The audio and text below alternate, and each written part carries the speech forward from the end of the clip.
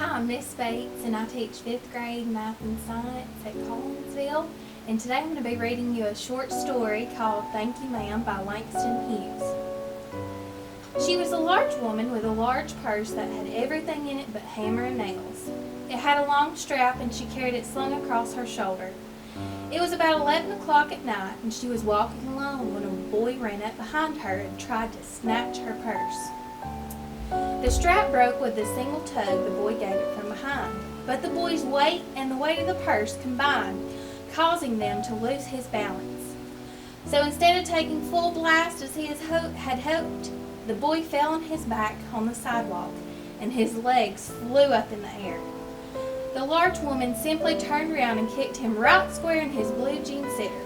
Then she reached down, picked the boy up by his shirt front, and shook him until his teeth rattled.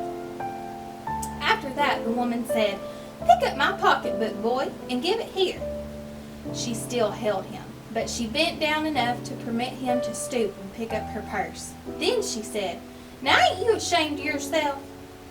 Firmly gripped by his shirt front, the boy said, "Yes'm." The woman said, "What do you want to do for?" The boy said, "I didn't aim to." She said, "You lie." By the time 2 or 3 people passed, stopped, turned to look, and some stood watching. "If I turn you loose, will you run?" asked the woman. "Yes'm," said the boy.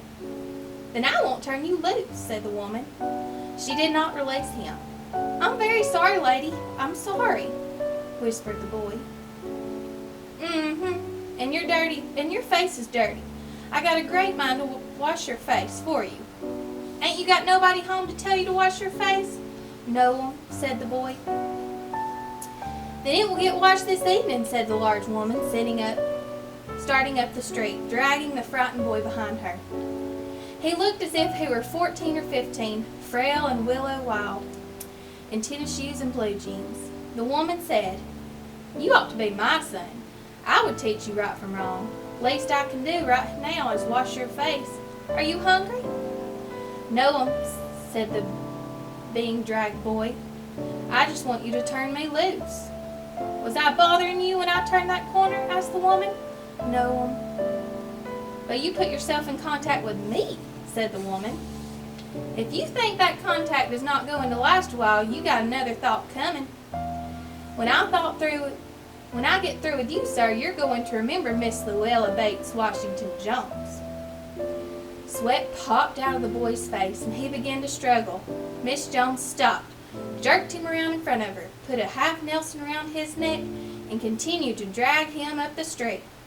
When she got to her door, she dragged the boy inside, down the hall, and into a large kitchenette, furnished room at the rear of the house.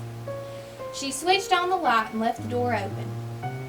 The boy could hear other roomers laughing and talking in the large house. Some of their doors were open too, so he knew he and the woman were not alone. The woman still had him by the neck in the middle of her room. She said, "What is your name?" "Roger," answered the boy. "Then, Roger, you go to that sink and wash your face," said the woman, whereupon she turned him loose at last. Roger looked at the door, looked at the woman, looked at the door, and went to the sink. "Let the water run until it gets warm," she said. "Here's a clean towel." "You gonna take me to jail?" said the boy, bending over the sink. "Not with that face, I would not take you nowhere," said the woman. "Here I am, trying to get home to cook me a bite to eat, and you snatched my pocketbook.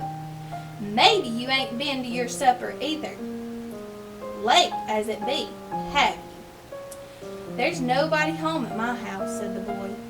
"Then we'll eat," said the woman. "I believe you're hungry, or been hungry, to try to snatch my pocketbook." "I wanted a pair of blue suede shoes," said the boy. "Well, you didn't have to snatch my pocketbook to get some blue suede shoes," said Miss Luella Bates Washington Jones. You could have asked me." "Ma'am?" The water dripped from his face. The boy looked at her. There was a long pause, a very long pause. After he had dried his face, and not knowing what else to do, dried it again. The boy turned around, wondering what next. The door was open. He could make a dash for it down the hall. He could run, run, run, run, run. The woman was sitting on the daybed. After a while, she said, "I were young once, and I wanted things I couldn't get." There was another long pause. The boy's mouth opened. Then he frowned, but not knowing he had frowned. The woman said, "You thought I was going to say, but didn't you? You thought I was going to say, but I didn't snatch people's pocketbooks." "Well, I wasn't going to say that." Silence. "I have done things too, which I would not tell you, son, neither tell God, if he didn't already know. So you sit down while I fix us something to eat. You might run that comb through your hair so you will look presentable." In another corner of the room, behind a screen, was a gas plate and an icebox. Miss Jones got up and went behind the screen. The woman did not watch the boy to see if he was going to run now, nor did she watch her purse, which she left behind on her daybed.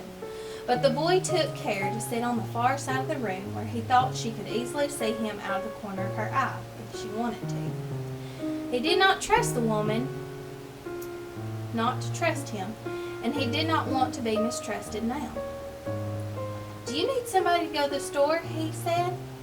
"Maybe to get some milk or something?" "Don't believe I do," said the woman, "unless you just want sweet milk yourself. I was going to make some cocoa out of this canned milk I got here." "That will be fine," said the boy. She heated some lima beans and ham she had in the icebox, made the cocoa, and set the table. The woman did not ask the boy anything about where he lived or his folks or anything else that would embarrass him. Instead, as they ate, she told him about her job in a hotel beauty shop that stayed open late, what the work was like, and how all kinds of women came in and out, blondes, redheads, and Spanish. Then she cut him half of her 10-cent cake. "Eat some more, son," she said. When they were finished eating, she got up and said, "Now here, take this $10 and buy yourself some blue suede shoes. And next time, do not make the mistake of latching onto my pocketbook nor nobody else's, because shoes come by devilish like that will burn your feet.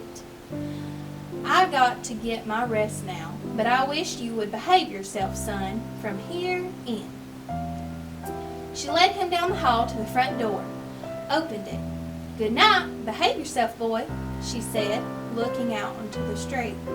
The boy wanted to say something else other than "Thank you, ma'am," to Miss Luella Bates Washington Jones, but he couldn't do so. As he turned at the barren stoop and looked back at the large woman in the door, he barely managed to say "Thank you" before she shut the door, and he never saw her again. Miss Luella showed a lot of kindness to the boy, and today I want to challenge you to show a random act of kindness, whether it's to your brother or sister, your parents. Maybe go clean your room. That would shock your parents. Do something kind and make a difference in other people's lives today.